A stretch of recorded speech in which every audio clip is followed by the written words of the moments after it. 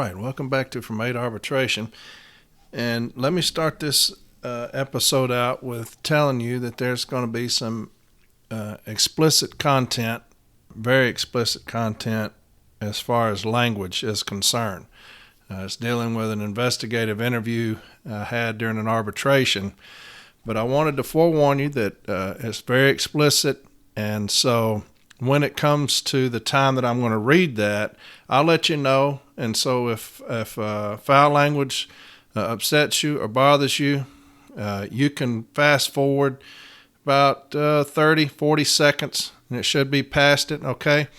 But I have to use this one because I want to show this. It's one of the most perfect examples of things that we miss in investigative interviews that we have to start doing a better job of catching.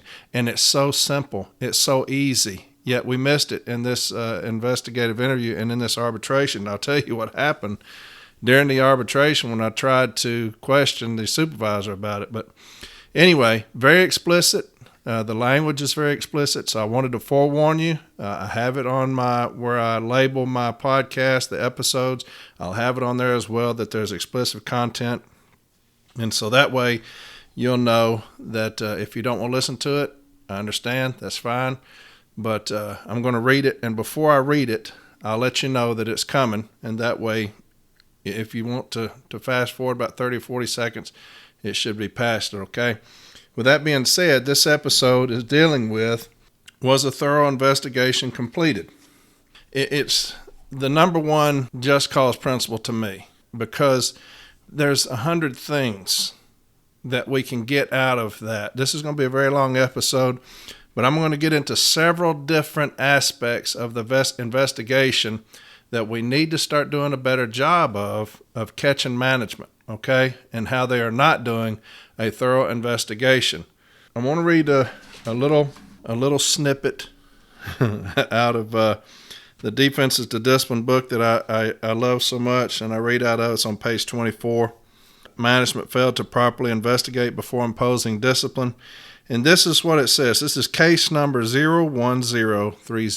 01030. And anytime you're dealing with just cause principles or things like that in management, we say doesn't meet one. This is a very good it's a very little paragraph, but it's fantastic verbiage. And here's what it says. It has been said that the real heart of procedural due process is not even a question of the employee's guilt or innocence. It is how the company goes about arriving at its decision. When the decision is to impose a penalty as severe as discharge, care must be taken that all the relevant facts and evidence are considered. Discharge without a complete investigation or without affording the employee an opportunity to be heard falls short of minimum standards. That's some of the very best language you can ever use when dealing with just cause principles, especially was a thorough investigation completed. That very first part, it has been said that the real heart of procedural due process is not even a question of the employee's guilt or innocence. Because I talked about in an earlier episode how management, they'll try to sell it to the arbitrator. He's guilty. What should the penalty be? And like I said, I've got an arbitrator. She was on our panel. That was her philosophy. They're guilty. So what are we going to do about it? It didn't matter about just cause. Didn't matter about due process. She didn't care. You're guilty. What's the penalty? And it didn't matter how hard I tried to convince this bonehead that that's not how it works. This is how she ruled. And thank God she's off our panel. And I feel sorry for those of you that have her on your panel. She may be different with y'all. Maybe she just hated me. But anyway, use that language, okay? So let's get into, was a thorough investigation completed?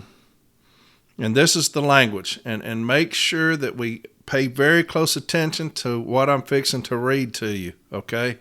I got several examples of how we're failing in this or what we need to do different or better, okay? This is what it says. Was a thorough investigation completed? Before administering the discipline, management must, there's that word again, must make an investigation to determine whether the employee committed the offense. Management must ensure that its investigation is thorough and objective. So now, there's two parts of that, right? Thorough and objective. We're going to cover both of those, thorough and objective. So that just cause principle has two objectives, two things, two criteria that management must meet, thorough and objective. That's what it must be. This is the employee's day in court privilege. That's the best language. This is what advocates use all the time when we're dealing with investigations in arbitration. This is the employee's day in court privilege. That's some of the most powerful language in Article 16. This is the employee's day in court. That is advocates. I mean, that is just seared into our brain. Well, this is the employee's day in court privilege. Okay, remember that. Employees have the right to know, with reasonable detail, what the charges are, and to be given a reasonable opportunity to defend themselves before the discipline is initiated. Let me read that again. This is the employee's day in court privilege. Employees have the right, okay? That's huge. It's our right. It's our right. So when we're talking about, when you're making contentions about just cause principles, and you have a very strong argument about was a thorough investigation completed, this is not only our day in court, but it is our right to know with reasonable detail what the charges are and to be given a reasonable opportunity to defend ourselves before the discipline is initiated. Of course, it says themselves, but I said ourselves. But before the discipline is initiated. Here's some examples for you of what we need to start looking for. One of the very best, this is one that I talk about a lot too, is when management has us in the investigative interview. And if you can recall, I had an arbitrator Roberts decision where he says that charge needs to tell me in detail what I did, so it can't move as the case moves forward. Also, the investigative interview needs to tell me and give me an opportunity to defend myself against the total charge. That way it can't progress or it can't evolve as it goes forward. Here's a perfect example of that, okay? This is an arbitration I was going to have, and management reached out to us and pre-arbed it. But I'm going to read an entire investigative interviews, and then what management said after the investigative interview, and then what the letter of charges said. So pay attention, okay? Here's the investigative interview. This is what it states. And now pay attention to the language that management cites or refers to, okay? Pay attention to that language, and this is what you should do every time you get an investigative interview. It says, this is an investigative interview. Do you understand that the findings of this interview could lead to discipline, including and up to removal from the Postal Service? Answer, yes. ELM 665.3, Cooperation and Investigation, states, employees must cooperate in any postal investigation, including Office of Inspector General investigations. Do you understand? Yes. On 10/3/2020, were you involved in a motor vehicle accident? Yeah. Are you aware that you are to conduct yourself in a safe manner? Of course. How did this accident occur? On 10/3, I was driving down this drive. I was turning into the driveway at this address. After delivering the package, I got back in my truck and began to back out. I hit a dip, which made my foot slip off the brake and onto the gas, causing me to hit a black BMW across the street from this address. Question, were you pulled into the driveway of that address, correct? Yes. Can you please tell me what the backing policy is at the United States Postal Service? Don't back from missed deliveries and missed boxes. Check before backing, avoid, and only do it when it is necessary. Question, now is your opportunity to explain why you put yourself in an unnecessary backing situation. Answer, it's a narrow road, so I wouldn't block traffic. Question, you have been instructed that if you must back your LOV, that you do this backing prior to dismount. Why didn't you back prior to dismounting your LLV? It was a short driveway, so you couldn't three-point turn. The only reason I did it was because the road is narrow and there was traffic behind me. What actions did you take to avoid this backing? Nothing really could have been done. Is there anything else you would like to add? No. So in that investigative interview, you've got ELM 665, cooperation and investigation, right? That's the only one you've got. That's the only ELM language or any kind of language cited. So they come back later and they do another investigative interview on this same individual. And so here's the new investigative interview, the one that's done at a later time. This is what it states. This is an investigative interview. Do you understand that the findings of this interview could lead to discipline, including and up to removal from the Postal Service? Yes. ELM 665.3, cooperation and investigation states, employees must cooperate in any postal investigation, including Office of Inspector General Investigations. Do you understand? Yes. During your investigative interview on 10-5, you informed Supervisor so-and-so that you had to pull into the driveway in order to avoid blocking traffic, correct? Roger. Could you have parked your LOV behind the car that you backed into? Not at the time. I was beside it and the car's behind me. Could you have parked your LOV in front of the car that you backed into? No. Then I would have been blocking a driveway. What about past the driveway? I would have been to the next house. I was trying to get out of the way of traffic. Is there anything you would like to add? Nothing I did was unsafe. I followed the rules. My foot bounced off the brake. I followed the rules that applied. So those are the two investigative interviews. This is the gentleman's day in court, right? So they ask him in both investigative interviews about 665, cooperation and investigations, okay? That's the only language that was asked about in this investigative interview. Here's the summary of the supervisor, the requesting official. And it reads in part, this is page 2. I find Gonzalez in violation of ELM 814.2, responsibilities section, complying with all OSHA and Postal Service safety and health regulations, procedure, and practices, and then she goes on to state that. So now we've got 814.2. She says, I also find Gonzalez in violation of ELM 831.332. So neither one of those was asked about in the investigative interview.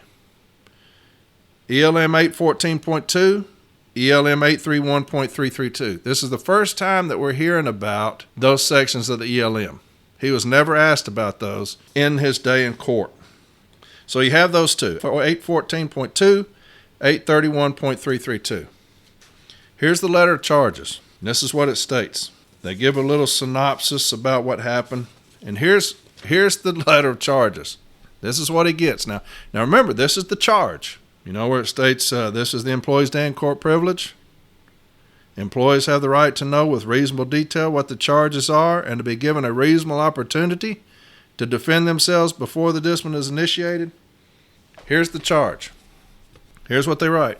Your actions, as described above, are in violation of the following Postal Service regulations. Employer and Labor Relations Manual, ELM Section 665.13, discharge of duties. That was never asked about in the investigative interview, and that was not one that the supervisor sent up with her request for appropriate action saying that he violated. Okay? Wasn't in the investigative interview, and it was not in her notes that were sent up with a request for appropriate action.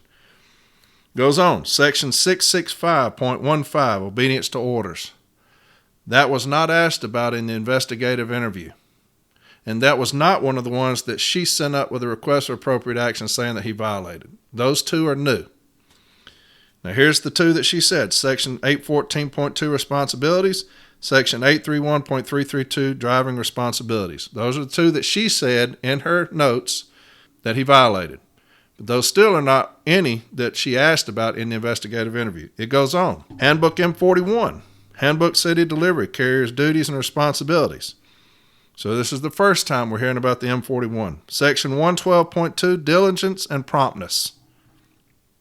Obey the instructions of your manager. That is not one that they questioned him about in the investigative interview, and that is not one that she cited in her notes that she sent up with a request for appropriate action. That one's brand new.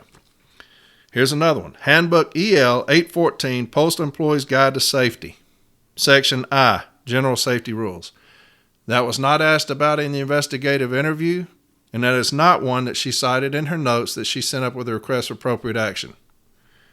Section X of EL 814, Motor Vehicles.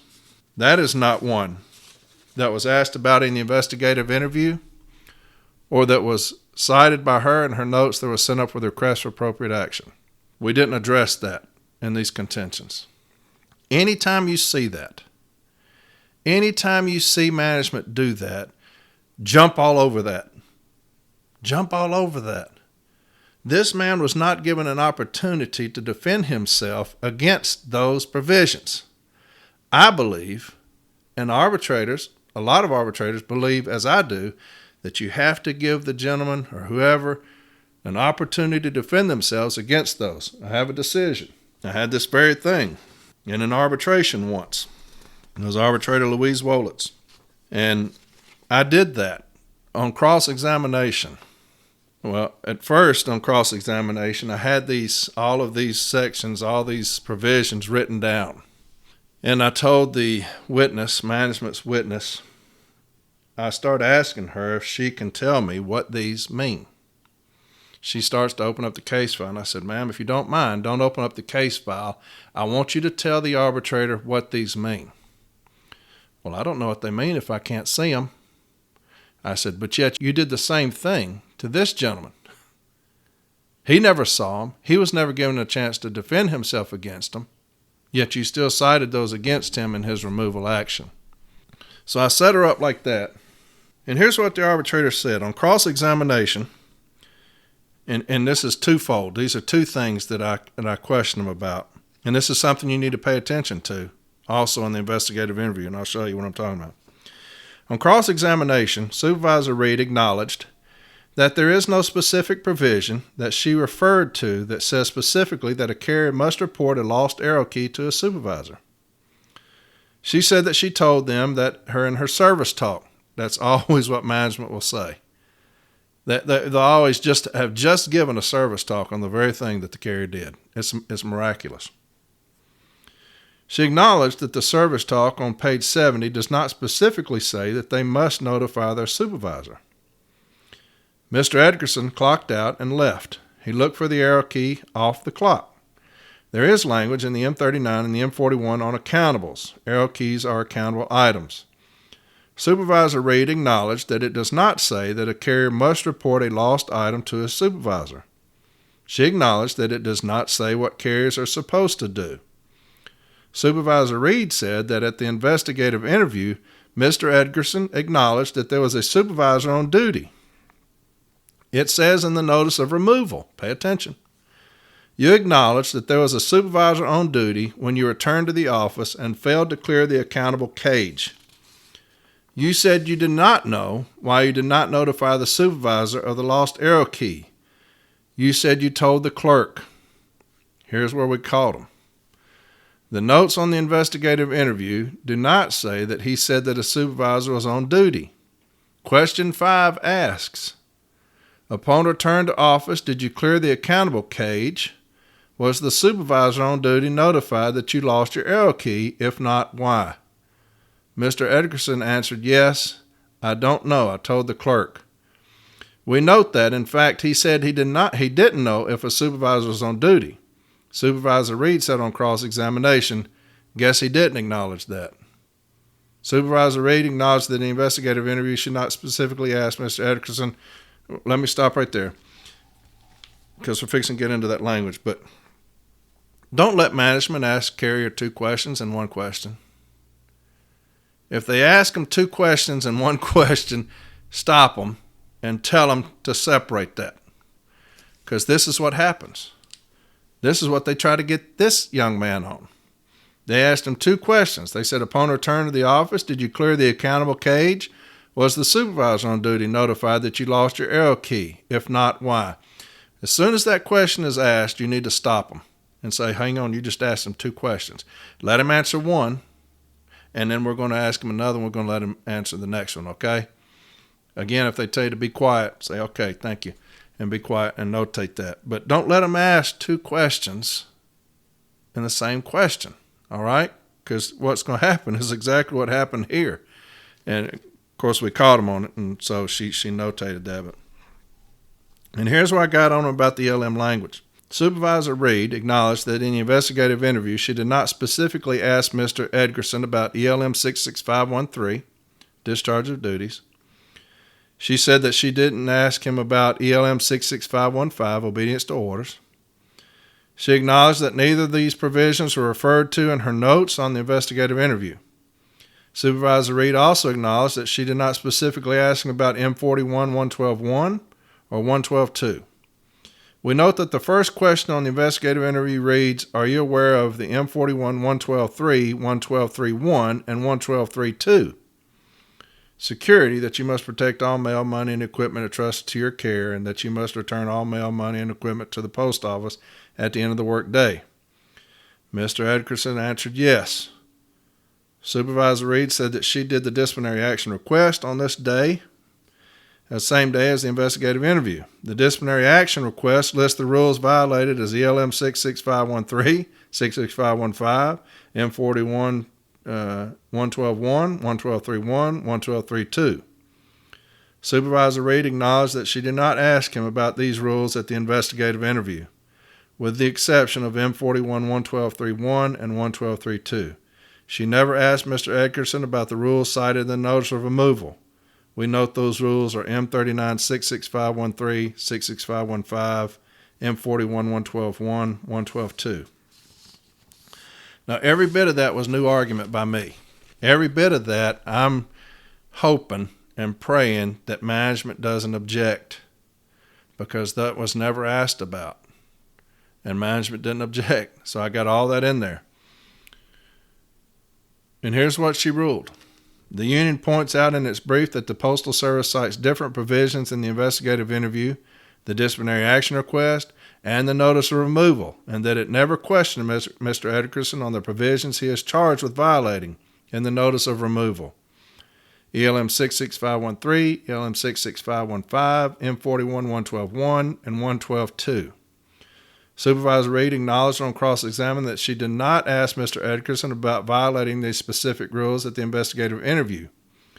The union points out that this is a violation of Edgerson's due process rights to be informed of the charges against him and to be able to provide a defense against these charges. The investigative interview is his opportunity to do that, but he was not asked about the provisions which he was charged with violating.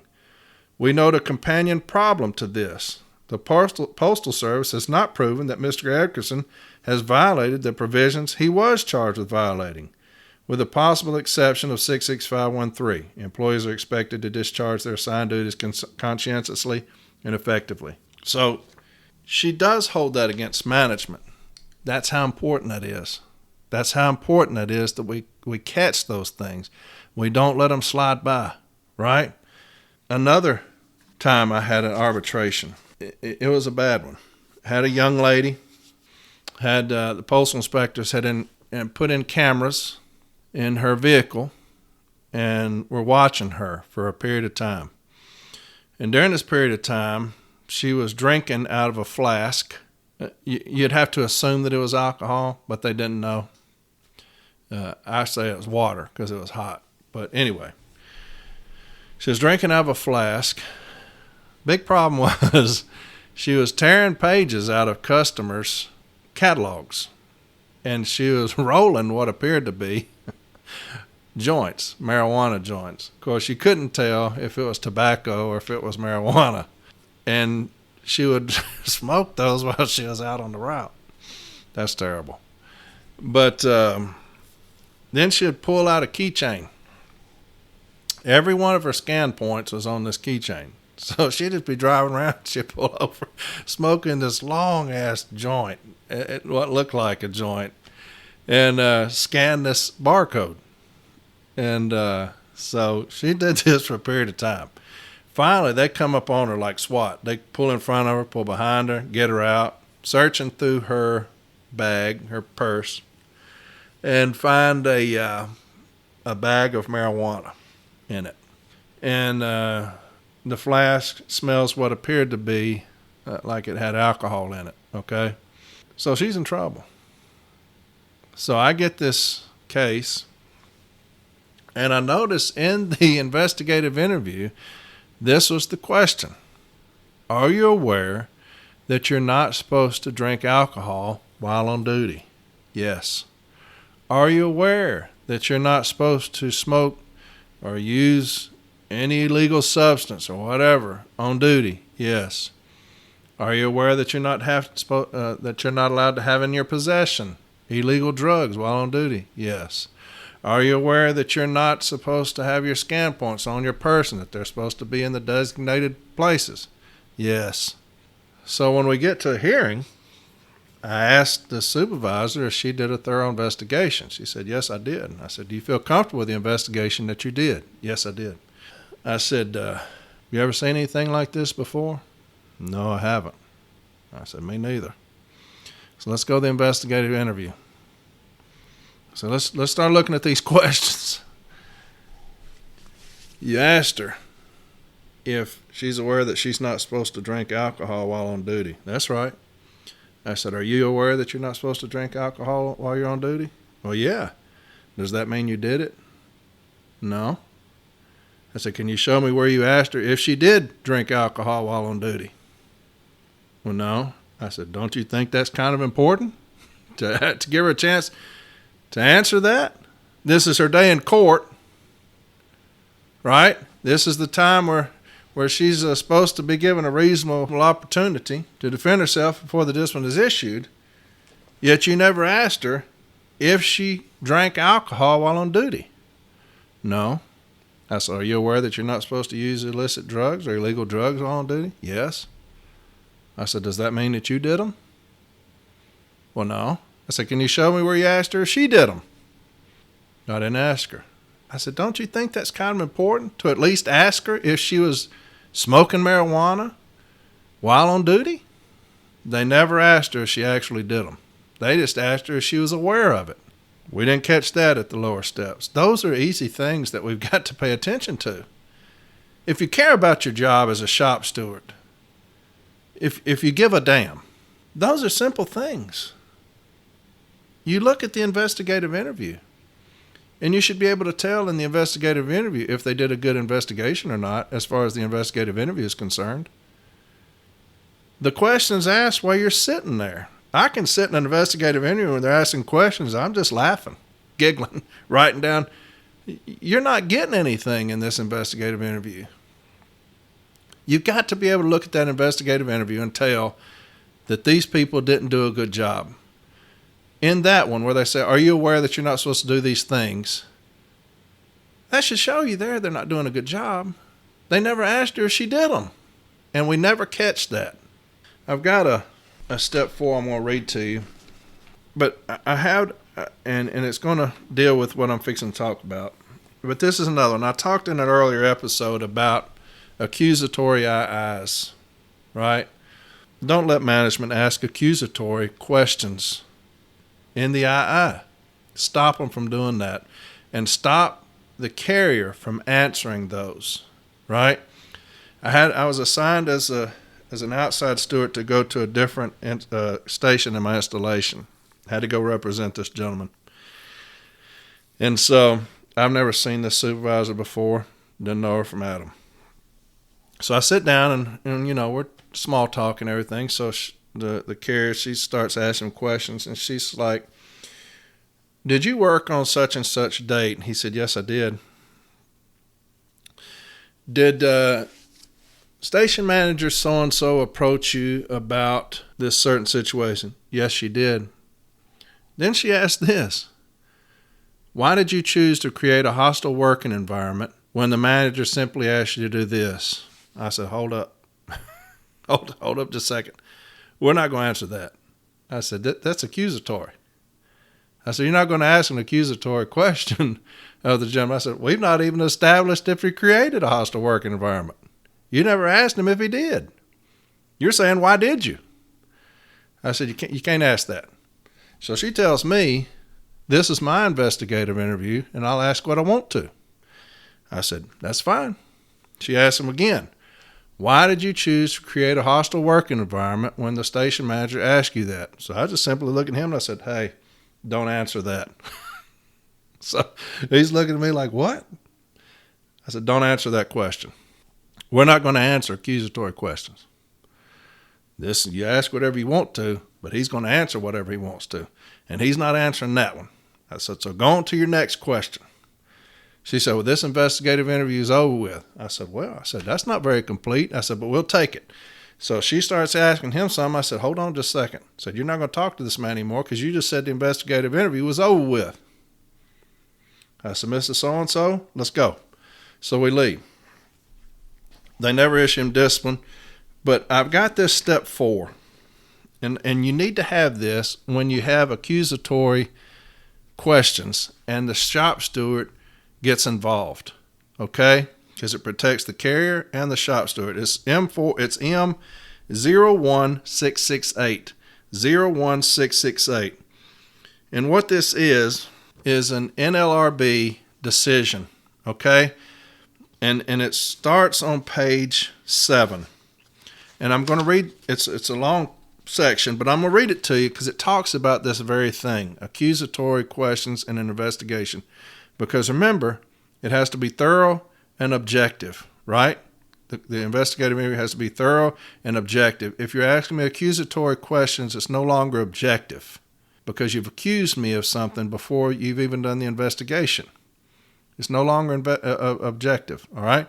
So here's what they say. In the United States Postal Service, a union steward did not participate as a silent observer during an investigative interview. During the beginning of the interview, the steward asked the manager questions about his investigation into the alleged misconduct. While the manager answered the questions, he asked the steward to refrain from interrupting and to permit the employee to answer the questions directed to her. Later in the same interview, the steward again interrupted with challenging questions, and the manager again asked him not to interrupt. In all, the steward spoke up 3 times during the interview and was accused of interrupting the interview in each instance. The judge concluded that the steward's interruptions did not appear to be those of an obstructionist, but rather reactions to the manager's accusations that the employee had engaged in unlawful conduct. Man, that's beautiful right there. The judge went on to note that the steward seemed to be trying to participate and to assist and protect the employee. That's exactly what we're in there for, to protect our brothers and sisters. The judge also noted that the steward's efforts were low-key and conciliatory. The board affirmed the administrative law judge in finding that the employer denied the steward the right to participate in the employee's interview. Thus, while the facts of this earlier case are not totally analogous to the facts herein, the conduct of the 2 stewards is similar. As pointed out by counsel for the general counsel, Cook's answer to Miranda's question could have triggered a termination. He had already acknowledged that he was aware that he left DPS mail at the postal facility, and he had opted to finish his route without going back for the mail.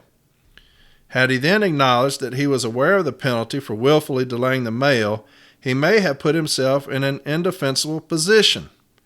As it turns out, he didn't really answer Miranda's questions, and he simply pointed out that other employees had also left the mail behind. Daly's interruption, however, appeared to be an attempt to assist Kutch and to protect him from unwittingly admitting to something that could trigger his discharge. Kind of similar to what I was doing with the young man at that other station. Additionally, because of her particular wording or phrasing, listen to this now, Miranda could have elicited an erroneous answer to her question. Asking Kutch if he were aware of the penalty for willfully delaying the mail is much akin to the age-old loaded and misleading question, are you still beating your wife? Inasmuch as Miranda acknowledged that if Kutch answered yes, she wouldn't have understood his response to mean that he had willfully delayed the mail. It is reasonable that Daly would have wanted to assist Kutch in responding to his potentially incriminating question. That's similar to what happened in that arbitration I had. Are you aware that you're not supposed to drink alcohol beverage while on duty? Yes. And then they accuse them or find them guilty of that without asking them that they actually did it. Also, accusatory questions. That's what that protects us from.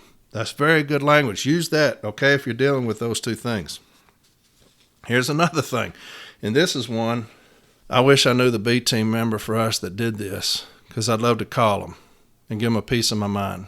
But here in my installation, there's a bad problem with managers, and I talked about this in an earlier episode, where they will, after the investigative interview, write their own questions and answers down. And that's when I was talking to you about make sure you write verbatim what is asked and what is said, because here they'll just write in additional questions and answers after the II. So when you get it and you're looking, you're like, hang on, that was never asked and that was never answered. We had that here. So now your investigative interview is no longer objective, right? Because you have chosen to interject things in there that were never asked about and were never answered. So it's no longer objective. So that violates that just cause principle. There's nothing lower than that. Than my day in court, you're going to come in there and put your own questions and answers down. There's nothing more unethical than that. Well, our B team here was overwhelmed, so they sent this case up north. And that's all I'll tell you. Up north. And they say, well, the carrier admitted to it, but we'll mitigate it down because he's got a good record to what I think it was a year or something like that. That is complete horse crap. That B team member for us should be ashamed of himself for doing that. I don't care what the carrier said. When that management chose to put questions and answers in there that were never asked and never answered, that is a violation of that just cause provision. You better let that go to arbitration so an arbitrator can throw that out. Man, that is low down to do your brothers and sisters like that. That is low down. I don't know if you're listening. I don't. But I'll tell you that you're low down for doing that. You're sorry. That is sorry, man. To let a manager write a questions and answers that were never asked about and never answered is as common and pathetic as it gets. And shame on you for doing that to your brothers and sisters, man. That's pathetic. But anyway, if that happens, if you see that, raise hell about that, okay? And your contentions, that is no longer objective. Management has chosen to put things in the investigative interview that were never asked about and never answered. And that violates that just cause principle. Was a thorough and objective investigation completed? Thorough means complete with regard to every detail, not superficial or partial. Okay? Complete with regard to every detail. So the investigation is not just the investigative interview. The investigation is the total package from day one to the requesting of the discipline. What have you done to investigate? If it's an accident, what did you do? If it's something to do with mail thrown away, what did you do? It's the total investigation. It's not just the investigative interview. Okay? Objective. Not influenced by personal feelings or opinions in considering and representing facts. All right? That's what objective means. When you do your contention, if you have a little template, write the definitions of those down. When I do an opening statement, I'll define and get the definition meaning of words, and I'll write that down for the arbitrator. But write down thorough and objective. We've got new panels here of arbitrators, so I tell my formal A's, make sure that everything is, we're beating everything to death as far as contract language, as far as meanings of words. They're very smart people, but I always want my stuff to be pristine. Lastly, and here's the what I was talking about, explicit, okay? And I'll tell you, I'll give you forewarning before I'll read the charge in case you want to fast forward it. But here is a case I had. It was a removal of a gentleman. He's a veteran, and it was in another state. And I get the packet, and I notice a major problem with the investigative interview and then the charge. A huge problem. And so in the arbitration, I'm going against a very good friend of mine. He was very good. I start asking the manager and the supervisor, did they feel like they did a thorough a complete investigation, a thorough and objective investigation. Yes, we did. And I was going to try to slide it in there like that. And so I started asking her questions based off of this investigative interview and the charge. It was never mentioned. And the other advocate, he objects. And he says, hang on just a second. This is the first time we're hearing of that. That was never asked about or never addressed in the informal or formal. And so the arbitrator, who me and him, we go to war against each other. He asked me, he says, Corey, he said, was it mentioned? I said, are you talking about was just cause mentioned? I said, I believe it was. I said, if you turn on page 1 of the contentions, I believe it talks about just cause and goes down the just cause principles. No, was this specifically asked about? I said, do you mean was just cause specifically asked about? I believe because all discipline, it must have just cause. It doesn't matter at what point in time. If you don't have just cause, you don't have discipline, right? We dress just cause. I'm telling you, if you were in there, I've got a friend of mine, if you ever want to question what went on, you can ask him. We got down. I'm talking about 5 minutes of me and this arbitrator going at each other. We were in each other's ass. And so I'm furious. And I'll show you what he wrote about that argument. But here was the scenario. This is what happened. The letter carrier's out on the back dock, loading his parcels. And the supervisor comes out there and he starts kind of chiding and berating him. Why are you out here doing that? You know you need to be in here doing this and that. So the carrier, he goes off and he cusses him out. So the station manager, she comes out. And he goes off on her. He cusses her out too. And so in the investigative interview, this is what they ask. They said, did you work on such and such date? Yes, I did. When you're on the back dock loading up your parcels, did Supervisor so-and-so ask you to go back inside? Yes, he did. Did you curse him at that time? Yes, I did. Did the station manager come out and ask you to quit cursing? Yes, she did. Did you curse her out? Yes, I did. Why did you curse those two people out? And he gave his reason. That was the investigative interview. Okay? Here's the letter of charges. Now, this is explicit. This is what I'm talking about. So, y'all, if I'm telling you, if foul language bothers you, please fast forward about 30 seconds or 40 seconds. I'm telling you now. Okay? It's very explicit. I'm going to warn you again. Fast forward about 30 or 40 seconds, okay, if foul language bothers you, all right? And I know it does some people. Here's what it states. Getting into it. Charge, unacceptable conduct. Now, remember the questions asked. Did you curse him? Okay? That was his opportunity to defend himself against the charge against him. Here's the charge. Unacceptable conduct. Specification. On February 8, 2019, you made improper intimidating statements to your supervisors and you conducted yourself in an intimidating manner implying potential bodily harm. Background. You're a city carrier at this post office located in this state. You entered on duty with the Postal Service June 24, 2006.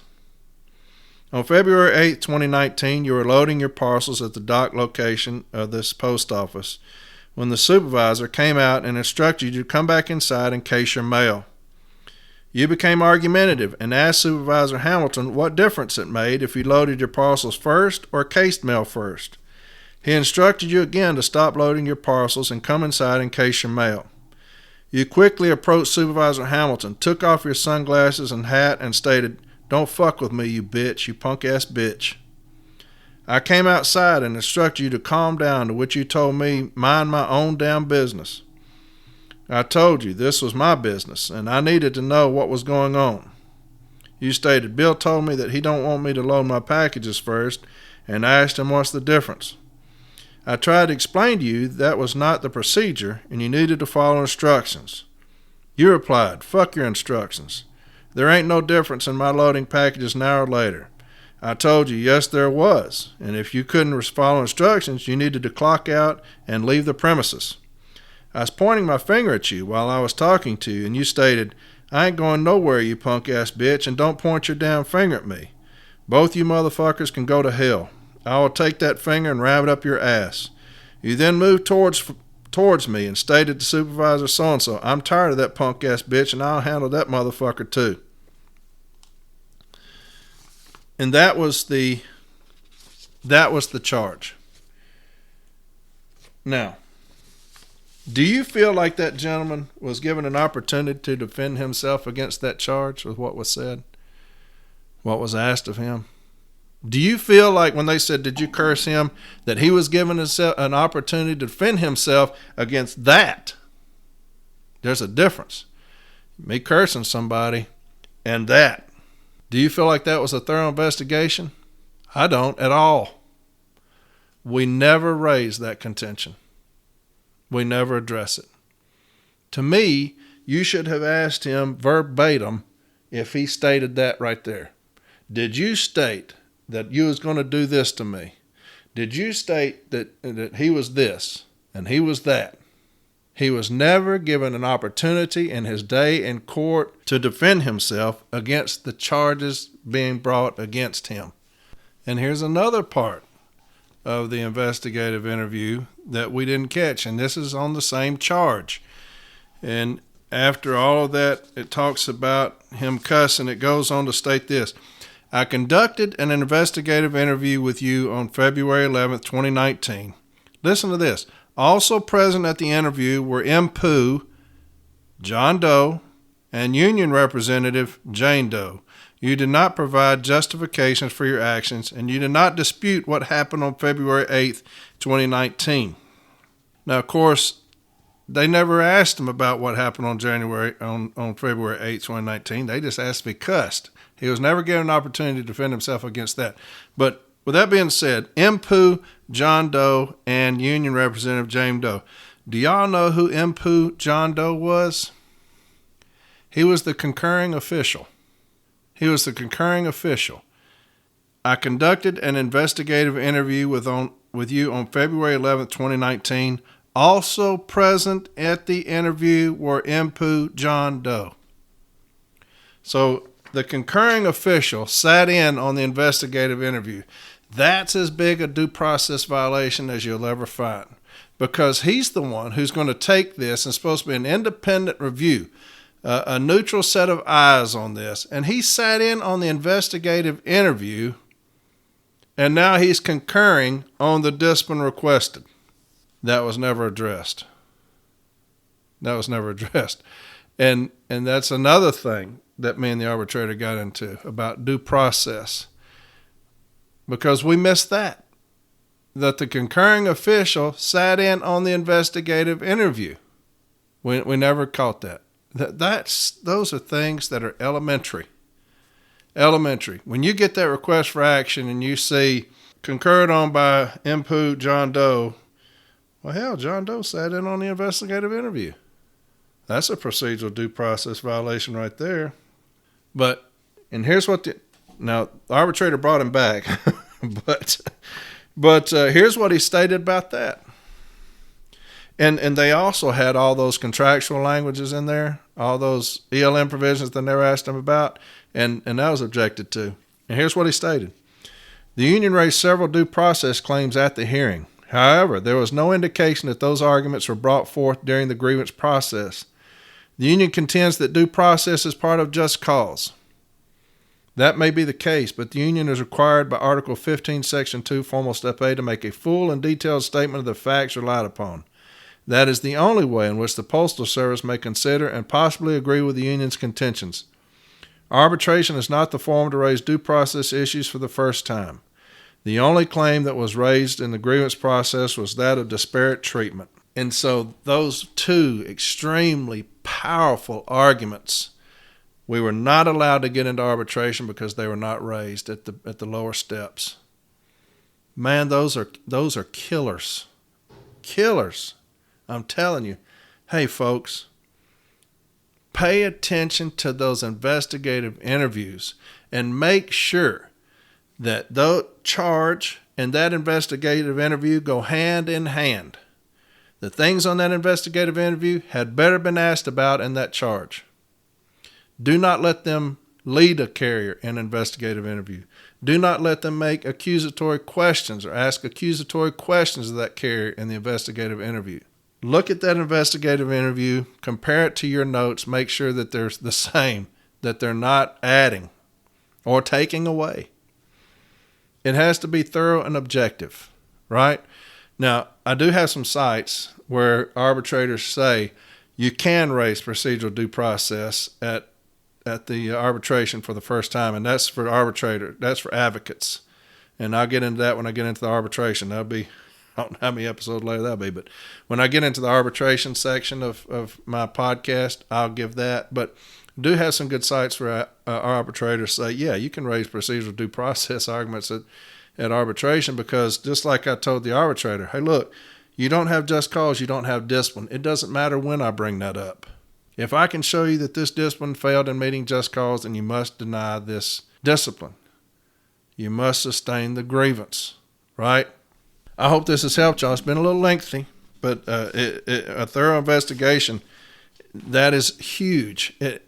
And it's total. It's everything. Everything that they do must be thorough. I had a rollaway once. It was out of my station. A young lady was delivering, and she legitimately had her key in her hand when the vehicle took off down the street, because there was a customer right there chasing it with her. And when they get there, she's like, I want you to see this. Now, here's my key. The steering column and all that stuff had malfunctioned. So, of course, they come out there, they put her on emergency placement, and they remove her. They do nothing. Matter of fact, they lie about it, but they do nothing with the vehicle or to show that the vehicle had been repaired. I did all of that myself.